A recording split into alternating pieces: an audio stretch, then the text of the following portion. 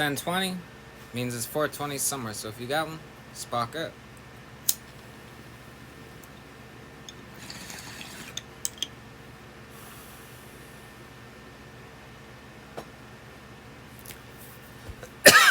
Alright. Oh. Alright. So I've been gone for a few days. Went on a camping trip up in Forks, Washington. Real nice spot. If you ever get a chance, you should definitely go.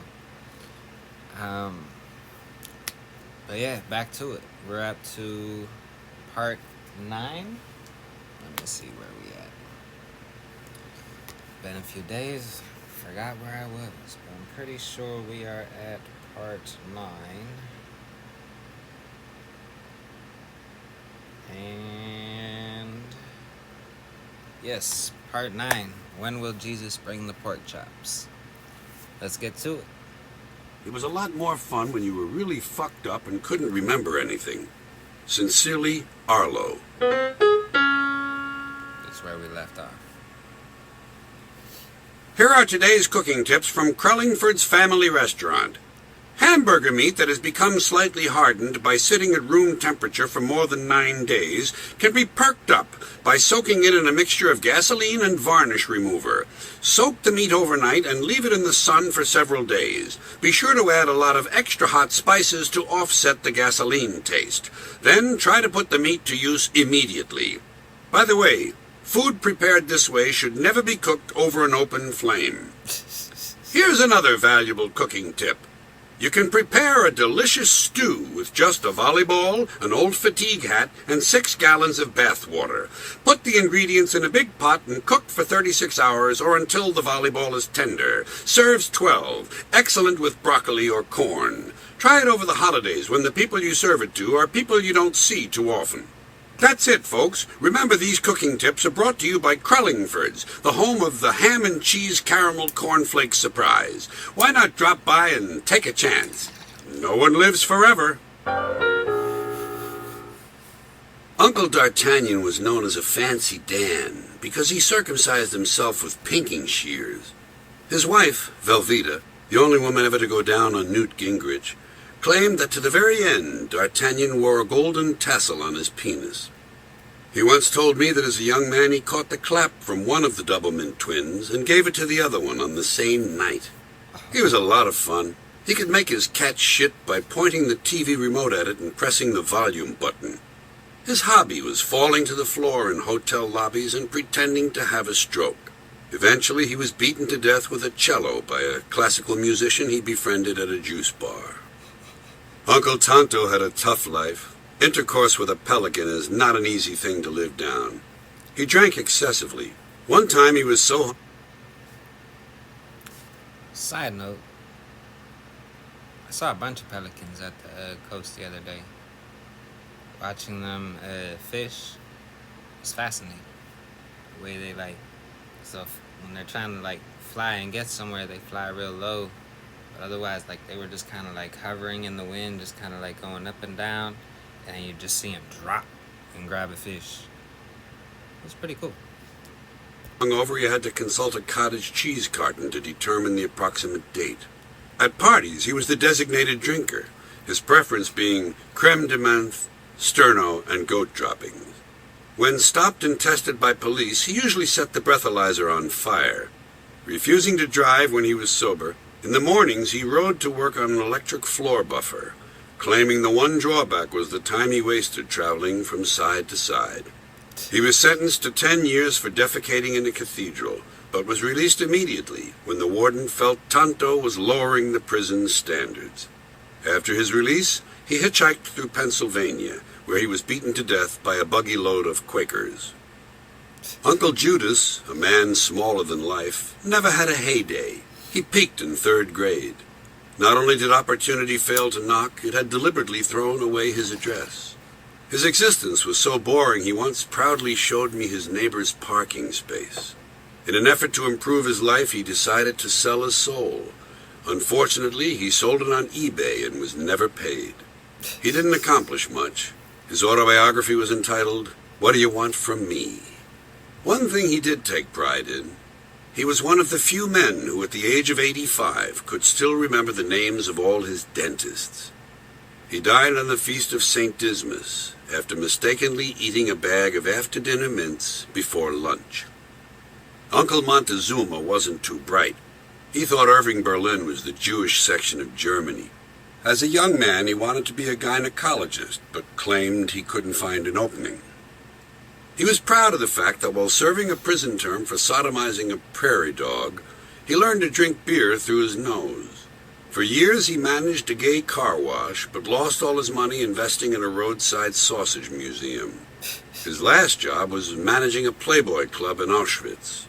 When he retired, he wasn't given a gold watch, but his former boss would call him once a week and tell him what time it was. Finally, after marrying a woman who had repeatedly blown Strom Thurmond during a military funeral, he died from eating a batch of carelessly made hollandaise sauce. More euphemisms. There's no part of American life that hasn't been soiled by the new, softer, artificial language. It's everywhere. When you travel, you notice it in the hotel business, or, as they prefer to think of themselves now, the hospitality industry. And by the way, hotels are one more place where you'll run into job title inflation. There was a time in a hotel when you checked in with the desk clerk. Now he's the front desk agent. When he answers the phone, he becomes guest services. I guess it's only fair. Everyone else in the hotel has been upgraded. The bellhop has somehow become a luggage assistant, and he claims to work in luggage services. The maids have been upgraded several times over the years. Cleaning woman, maid, housekeeper, now they're room attendants. And on the subject of rooms, depending on where you're staying, room service is likely to be called in-room dining or private dining. One brochure I read called it your private dining experience. Pretentiousness. Never underestimate the role pretension plays when it comes to creating euphemistic language. Here's another example of it. At one hotel where I stayed, the restaurant was temporarily located on the lower level. I was told the reason was that they were undergoing restaurant enhancement. Okay? The concierge actually uttered that phrase. Not remodeling, restaurant enhancement. And he said it as if it was something people say all the time. By the way, I shouldn't have to remind you that that lower level he referred to was once called the basement. I guess I don't really mind the phrase lower level. At least it's descriptive. Although it is the comparative form, and not an absolute. Lower than what? It also bothers me when they tell me the gym is located on level 3. Level 3 is just plain old pretentiousness. And I wish the hotels would make up their minds on what to call the gym. It's been everything. Gym, fitness center, exercise room, health club, spa. God, spa! It used to be you had to go to Europe to find a spa. Now any place that has a sink and more than 3 towels is a fucking spa. And one more thing about hotels. A lot of them have replaced the do not disturb signs with signs that say, privacy, please. Seems like a small thing, but there's a difference here that's worth noting. Do not disturb is assertive. It's strong. Do not disturb. It means go away. But privacy, please, is weak. It sounds as if you're pleading with people. Privacy, please, sounds like a recommendation. Softness. To my mind, it's one more example of the feminization of language that has taken place in this country. And more important, it represents a retreat from reality. Here's another example of the same problem. Thank you for not smoking. Now, speaking strictly for myself, I find nothing wrong with the phrase no smoking. It's simple, it's direct, it's firm. No smoking. Any questions? Fine. But thank you for not smoking. First of all, it's weak. And second, for God's sakes, why are you thanking them? It's as if you think they're doing you a favor by not giving you emphysema. Personally, if I were trying to discourage people from smoking, my sign would be a little different. In fact, I might even go too far in the opposite direction.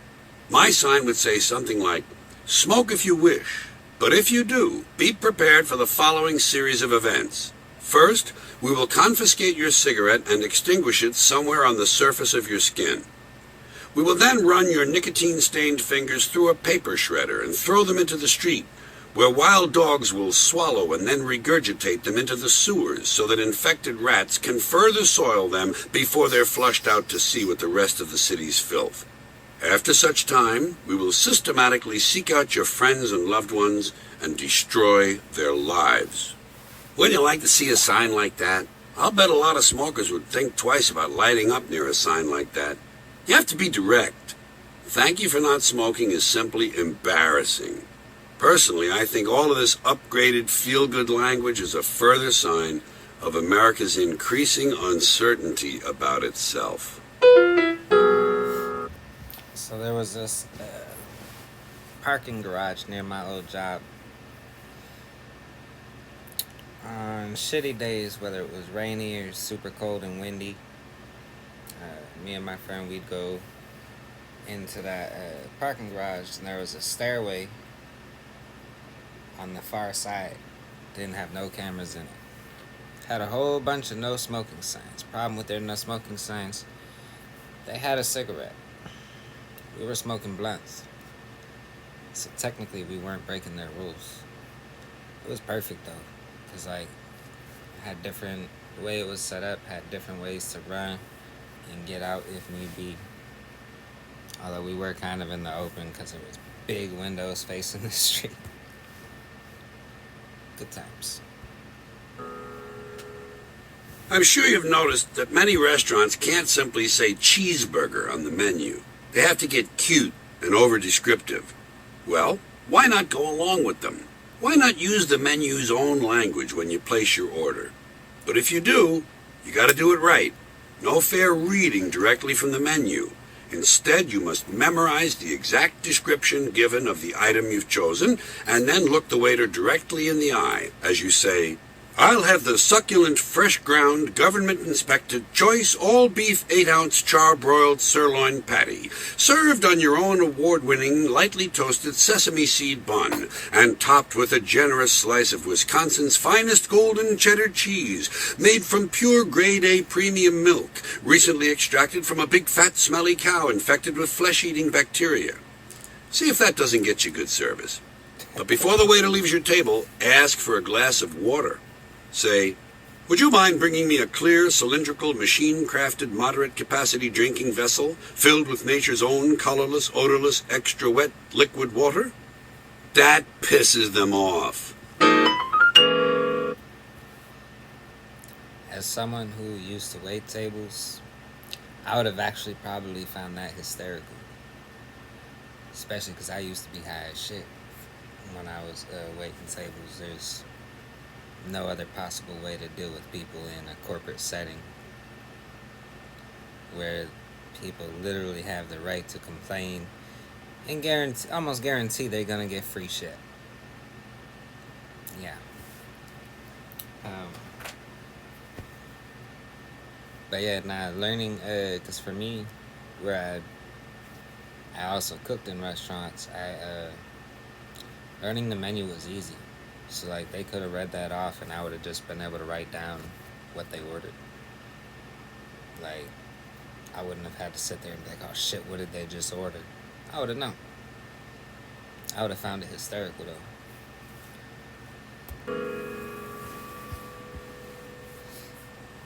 I never get critical or judgmental about whether or not a movie is any good. The way I look at it, if several hundred people got together every day for a year or so, a number of them willing to put on heavy makeup, wear clothes that aren't their own, and pretend to be people other than themselves, and their whole purpose for doing all this was to entertain me, then I'm not going to start worrying about whether or not they did a good job. The effort alone was enough to make me happy. I'll call that a terrible movie. Dear political activists, all your chanting, marching, voting, picketing, boycotting, and letter writing will not change a thing. You will never right the wrongs of this world. The only thing your activity will accomplish is to make some of you feel better. Such activity makes powerless people feel useful and provides them with the illusion that they're making a difference. But it doesn't work. Nothing changes. The powerful keep the power. That's why they're called the powerful. This is similar. So, I don't know. 2020 kind of proved that a little bit wrong. Um, a lot of cities actually tried defunding police, cutting particular units. Uh, like I know Portland got rid of their gun crime prevention unit. They declared it racist. And gun crime is up. Last I saw, it was like 800%. I know we've had over 600 shootings just this year. I don't think there was that many. All like they're setting records in Portland and in a lot of cities where this practice was done. Not seen since like the 80s and 90s, the height of the crack epidemic.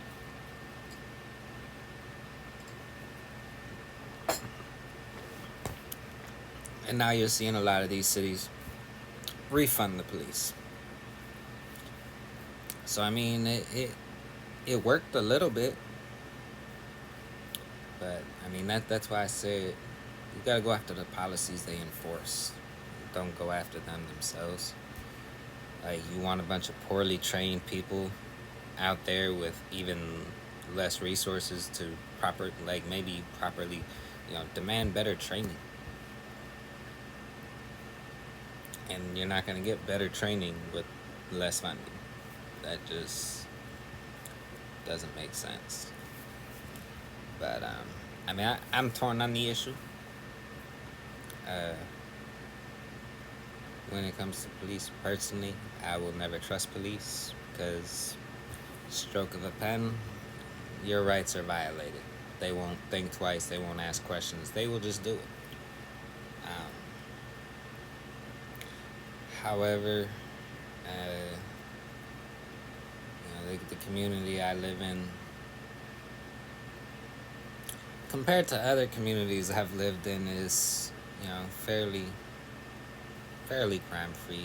I mean, there's crime, but it's not that bad compared to other places.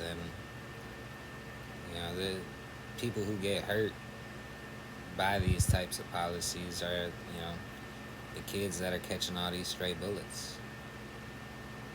So it's a mess. Don't know what the solution is. Like I said, I would personally, go after training, some of the policies they enforce, because you remove a lot of the prohibitions and you destroy the underground market, which, brings crime. Kind of like in the 20s with alcohol, crime was huge. And, they ended prohibition and crime took a spike. So, or it took a dive, not a spike. It's complex, but however, not much really changed. So he's mostly right on that one. To people's belief that love can overcome everything, that it has some special power, it doesn't. Except one-on-one. One-on-one, love is incredibly powerful. It is a beautiful thing. But if love had any power to change the world, it would have prevailed by now. Love can't change the world. It's nice, it's pleasant, it's better than hate, but it has no special power over things. It just feels good. Love yourself, find another person to love, and feel good. Love, George. Remember, drinking and driving don't mix. Safety experts suggest you do your drinking first and get it out of the way. Then go driving. When your toilet won't stop running and you put your hand in the tank to fix the chain, don't you wonder briefly whether or not the water in the tank has already been in the toilet bowl? If you can't say something nice about a person, go ahead. I'm not taking sides here. but in listening to a discussion about the Middle East on C-SPAN. So there was another one I was taught at about the same age. I don't know. I think most people were taught this, but somewhere along the line, the teachings must have gone. It was sticks and stones may break my bones, but words will never hurt me. Man, when did they stop teaching that? Got a whole lot of sensitive people out there getting hurt by words. The other night, I realized I would rather tongue-kiss Yasser Arafat than ass-fuck Ariel Sharon. It's got nothing to do with politics. It's just a feeling I had. Is Bruno a sadist? Beats me. They say that rather than cursing the darkness, one should light a candle. They don't mention anything about cursing a lack of candles. Beethoven was a pupil of Haydn, and Schubert lived near the two of them. Supposedly they all frequented the same little cafes. I wonder if they ever got together and gangbanged the lady piano player. Just a thought. If you're a criminal, the best way to be is at large. We have classifications called legally blind and legally dead. What about legally tired? I think a guy should be able to declare himself legally tired so he can get out of doing things he didn't want to do. If I ever have a stroke, If it allows me to use a sick day at work, I would love that. Legally tired. Granted, I'm on vacation this week. A much needed one, first one in 2 years. But, yeah, legally tired. Shit, even if it gets me a nap at work, I'd be cool with that.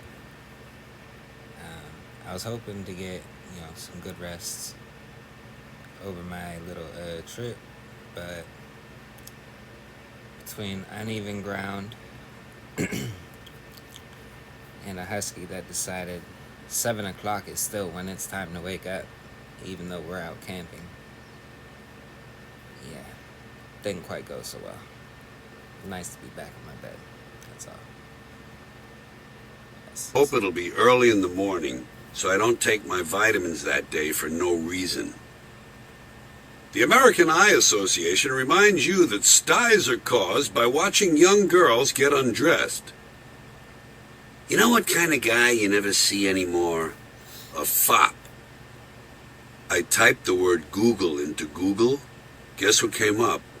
Everything. True fact.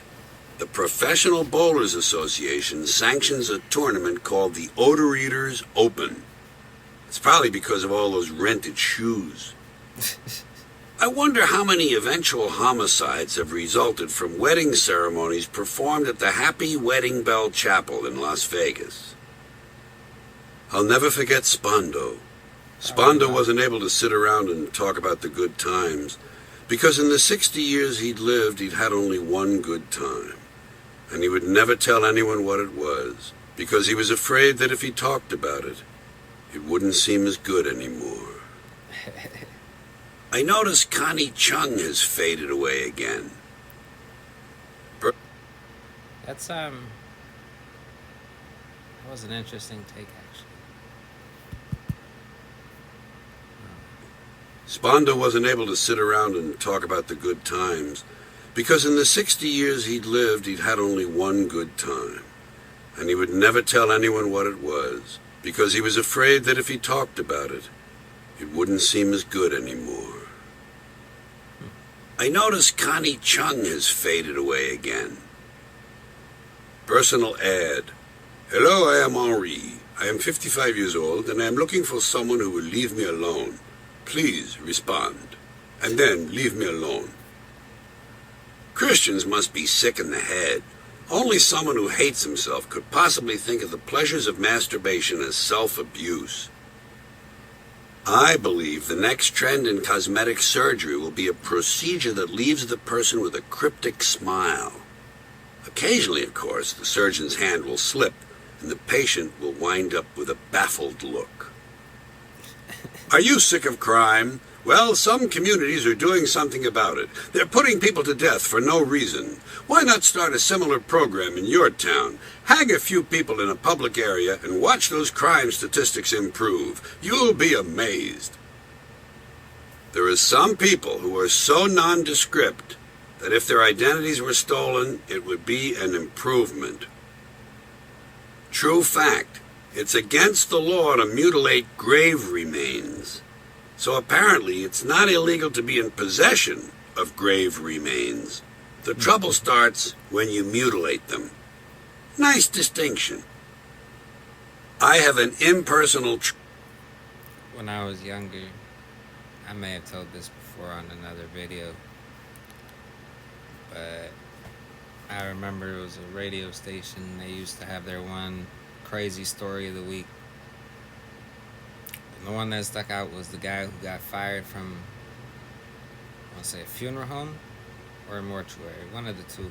Got fired, went out, got drunk as hell. And they found him the next morning on top of a dead body with his pants around his ankles.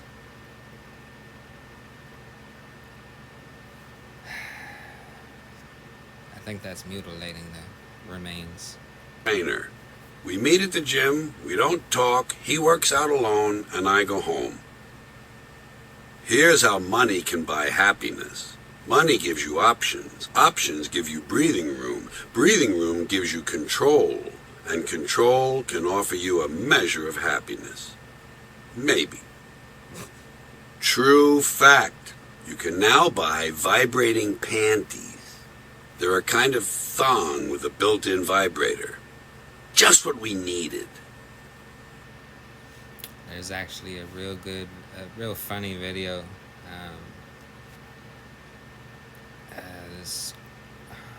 It was a couple. They got picked up, or one of their parents arrived, and they were getting in the car. The girlfriend was driving and forgot to take the vibrating panties off, and the boyfriend, who was sitting in the back seat, still had the button.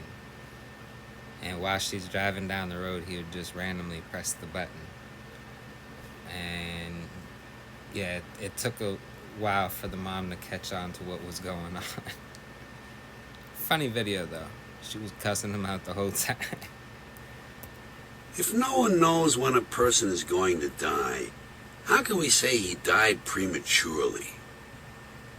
I can't help it, I just have this gut feeling that the mafia is controlled by organized crime. I don't know what it is, but something fishy is going on.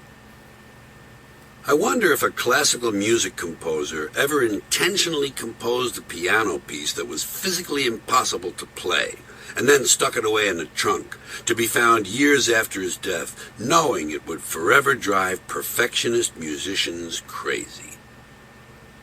All patriarchal societies are either preparing for war, at war, or recovering from war. Somebody said to me, I can't believe Jerry Garcia is dead. And I thought, doesn't this guy know? Everybody's dead. It's all a matter of degree. I can't wait for the sun to explode. It's gonna be great. Just 3 billion years. I'm so fucking impatient. If you have a legal problem, guess how you determine whether or not you need a lawyer? You see a lawyer. Isn't that weird? Middle brow bumper sticker in California. If you can dream it, you can do it. Yeah, sure. Unless the thing you're dreaming is impossible, then chances are you can't do it. But try to enjoy life anyway. I collect rocks. I ain't gonna lie, I've had some weird dreams as of late. And it's crazy because I have this binaural beat I listen to when I go to sleep. It's about an hour long. I just play it in the background. And it puts me in a deep sleep. Like, sleep like a rock. Waking up not so easy. No matter what time I went, even if whether I got 5 hours or 8 hours, I still don't be wanting to wake up. Like, it just puts you in real deep sleep. Man, some of the dreams are off the walls. But let's go ahead and finish this up. How many you got? One. I just started. Hey kids, get high on sports, not drugs. But if there are no sports in your neighborhood, go ahead and get high on drugs. If you had yourself cloned, who exactly would be your parents? Can you raise yourself? I guess so. And it might be fun.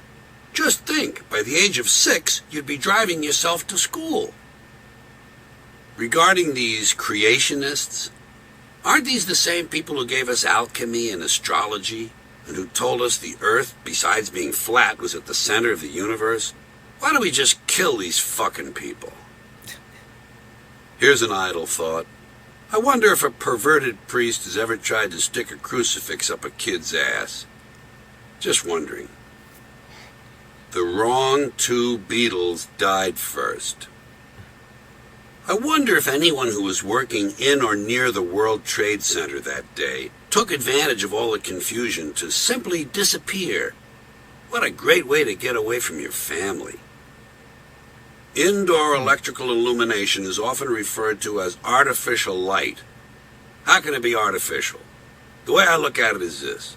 If I can read by it, see myself in the mirror, and recognize my friends, it's probably as real as I'm ever going to need it to be. You know what you never see anymore? A guy with a pencil behind his ear. True fact. One of those clubs that feature nude dancers recently got in trouble with the government because it didn't have wheelchair ramps. 30105. Can't say I heard any of that this segment before.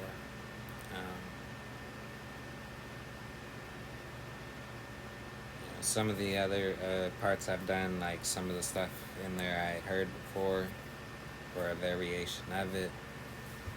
This was all new to me, and it's kind of funny, cause like the title of the book, "When Will Jesus Bring the Pork Chops?" I had no idea what to expect. This is actually my first Carlin book or audio book. And like I wasn't sure if it was gonna be like a story or something like that. It's literally just a bunch of random stuff. The ads are funny. I like the ads. And yeah. So that was part 9 of, let's see, part 10 will get us almost to the halfway. So it's going to be about a 21-part series. Yeah. I have a playlist on the channel. And I also noticed I hit 57 subscribers. Thanks, y'all. I don't know, I crept that. Last I checked, I was at like 40, 42. Then it just jumped up to 57, so thanks, y'all. I try to do videos daily. However, sometimes roommates here, and I can't get a quiet house to do it. Then, like the last 4 days I went on vacation. But thank y'all for subscribing. Y'all have a nice night. Thanks for watching.